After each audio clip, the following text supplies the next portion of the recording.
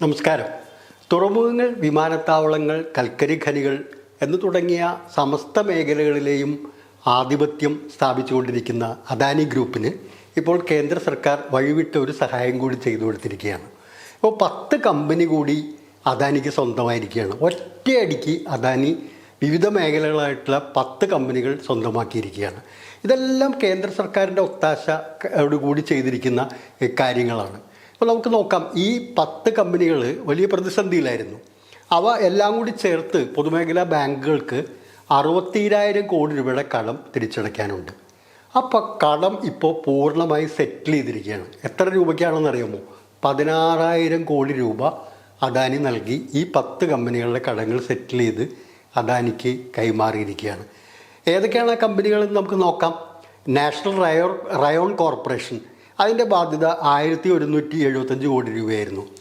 വെറും 160 കോടി രൂപ തിരിച്ചടച്ചാണ് അദാനി ഗ്രൂപ്പ് ആ കമ്പനി ഏറ്റെടുത്തിരിക്കുന്നത്. അതായത് തിരിച്ചളവിൽ അദാനിക്ക് കിട്ടിയിരിക്കുന്ന ഇളവെന്ന് പറയുന്നത് 86%. അടുത്തത് SR പവറാണ്. അവരുടെ ബാധ്യത 12,013 കോടി രൂപയായിരുന്നു. അദാനി ഗ്രൂപ്പ് അടച്ചത് എത്രയാണ്? 2,500 കോടി രൂപ. ഇളവ് നൽകിയിരിക്കുന്നത് 79%. ഇനി വേറെ തുറമുഖം കൂടി കൊടുക്കുകയാണ്. ദിഗി പോർട്ട് ലിമിറ്റഡ് എന്ന് പറയുന്ന കമ്പനി. അതിൻ്റെ ബാധ്യത 3,075 കോടി രൂപയാണ്. 705 കോടി രൂപ അടച്ചിട്ട് അദാനി ഗ്രൂപ്പ് അതും കയ്യിലാക്കിയിരിക്കുകയാണ്. 77% ഇളവ്.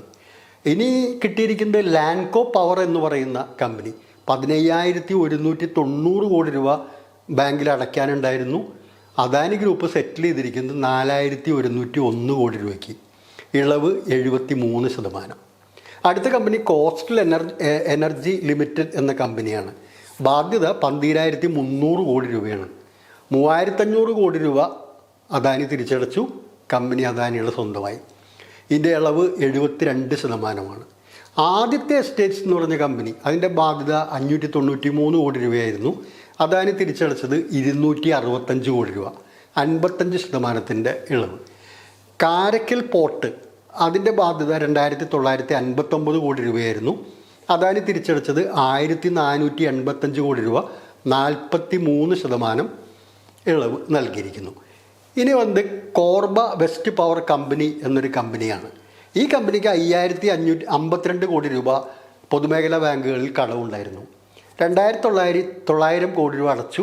അദാനിക്ക് കോർബ വെസ്റ്റ് പവർ കമ്പനി സ്വന്തമായി. ഇളവ് 42%. അങ്ങനെ 10 കമ്പനികൾ കൂടി കിട്ടിയിരിക്കുകയാണ്. ഇത് പല കാര്യങ്ങളിലും നേരത്തെ ഇത്തരത്തിലുള്ള ഒരുപാട് കള്ളക്കളികൾ നടത്തി ഒരുപാട് കമ്പനികൾ അദാനി സ്വന്തമാക്കിക്കൊണ്ടിരിക്കുകയാണ്. സിമൻറ്റ് മേഖലയിലെ ഇപ്പോൾ ഏതാണ്ട് ഒരു ആധിപത്യം എന്ന് പറയാവുന്ന രീതിയിൽ അദാനിയുടെ കയ്യിലേക്ക് ആയിരിക്കുകയാണ്. ചില കമ്പനികളിൽ നടത്തുന്ന പരിപാടി എന്താ വെച്ചിട്ടുണ്ടെങ്കിൽ അവിടെയെല്ലാം ആദായ നികുതി വകുപ്പിനെ കൊണ്ടോ CBI കൊണ്ടോ ഒക്കെ റെയ്ഡ് നടത്തിച്ച് അവർക്ക് ഒരുപാട് ബാധ്യതകളുണ്ട്, നിങ്ങൾ ഇത്ര കോടി രൂപ അടയ്ക്കാനുണ്ട്, വലിയ കോടികൾ അടയ്ക്കാനുണ്ടെന്നൊക്കെ പറഞ്ഞുകൊണ്ട് അവർക്കെതിരെ കേസും പുലിവാലും ഒക്കെ ആകുമ്പോൾ അവസാനം എന്താ ചെയ്യണേ? നിങ്ങളിത് വിറ്റോ, അങ്ങനെയാണെങ്കിൽ ഇത് എടുക്കാൻ ആളുണ്ട്, അങ്ങനെ അല്ലാതെ മുമ്പോട്ട് പോകാൻ കഴിയില്ല എന്ന് പറഞ്ഞുകൊണ്ട് ആ കമ്പനികളെല്ലാം ചുളുവിലക്കി അദാനി വാങ്ങിച്ചെടുക്കുന്ന സ്ഥിതിയുണ്ട്. അങ്ങനെ സമസ്ത മേഖലകളിലും അദാനിയുടെ ആധിപത്യത്തിലേക്ക് കാര്യങ്ങൾ കൊണ്ടുവരികയാണ്. ഇപ്പോൾ ഈ 10 കമ്പനികൾ ഈ നിസ്സാര ചുളുവിലക്കി അദാനി വാങ്ങിയെടുക്കുമ്പോൾ ബാങ്കുകൾ സഹിച്ചിരിക്കുന്ന നഷ്ടം എന്ന് പറയുന്നത് എത്രയോ കോടി രൂപയുടെയാണ്. നമ്മളിവിടെ ആലോചിക്കേണ്ട കാര്യം എന്താ വെച്ചാൽ, ഇപ്പോൾ നമുക്കറിയാം ചൂരൽമലയിലും മുണ്ടക്കയിലും ഒക്കെ ഉരുൾപൊട്ടലുണ്ടായ സമയത്ത് ബാങ്കുകളുടെ ഒരു 35 കോടി രൂപ അവിടെ ആളുകൾ തിരിച്ചടയ്ക്കാനുണ്ട്.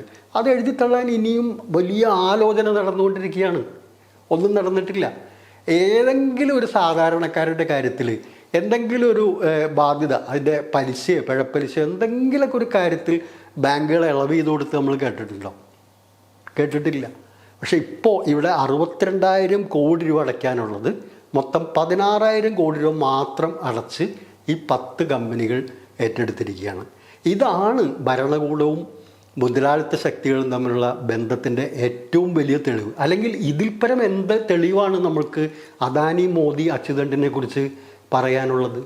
അപ്പോൾ ആ രീതിയിൽ വലിയ തോതിൽ ഇന്ത്യയിലെ സമസ്ത മേഖലയുടെയും ആധിപത്യം, ഞാൻ നേരത്തെ പറഞ്ഞതുപോലെ തുറമുഖങ്ങൾ എന്ന് തുടങ്ങി വിമാനത്താവളങ്ങൾ തുടങ്ങി കൽക്കരി ഖനികളടക്കം കണ്ണായ മേഖലകളെല്ലാം തീരെഴുതുന്ന സ്ഥിതിയിലേക്ക്, അതും ഒരു വ്യക്തിക്ക് തീരെഴുതുന്ന സ്ഥിതിയിലേക്ക് രാജ്യത്തെ ഭരണകൂടം പോവുകയാണ്.